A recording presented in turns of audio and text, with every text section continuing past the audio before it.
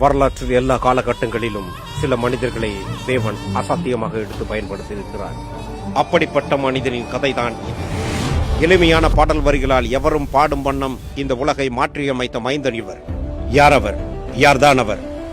அனைவராலும் அன்போடு அப்பா, ஃபாதர் என அன்போடு அழைக்கப்படும் ஃபாதர் S.J.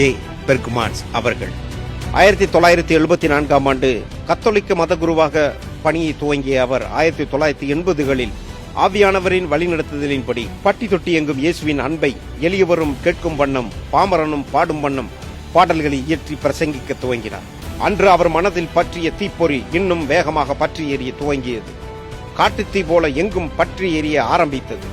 பல பாடல்கள் மற்றும் துதி ஆராதனைகள் மூலம் பலருடைய வாழ்க்கையின் கசப்புகளையும் வெறுப்புகளையும் பாவங்களையும் நீக்கி இயேசுவின் அன்பை அவர்களுடைய உள்ளங்களில் மலரச் செய்தது. 1990களில் ஜபத்தோட்டம் ஊழியத்தை காளையர் கோவிலில் நிறுவினார்.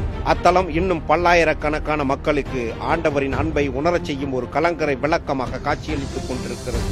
தேவ வார்த்தைகளையும் இயேசுவின் அன்பையும் அழகிய பாடல்களாக எழுதி ஜபத்தோட்ட ஜெயகீதங்களாக வெளியிட துவங்கிய அவர் இன்று வரை 457க்கும் அதிகமான பாடல்கள் தமிழகம் மட்டுமல்லாமல் இந்தியாவின் பல மாநிலங்களிலும், ஏன் பல நாடுகளிலும், இன்னும் பல மொழிகளிலும் சுவிசேஷத்தை வாடிய உள்ளங்களில் உயிர்ப்பிக்கும் ஜீவ வார்த்தைகளாக வீசத் தொடங்கியது.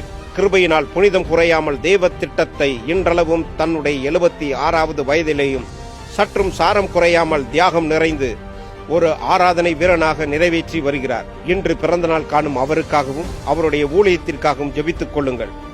எழுப்புதல் தீயா இன்னும் பலரை உயிர்ப்பிக்கட்டும் இந்த தேவ மனிதன்.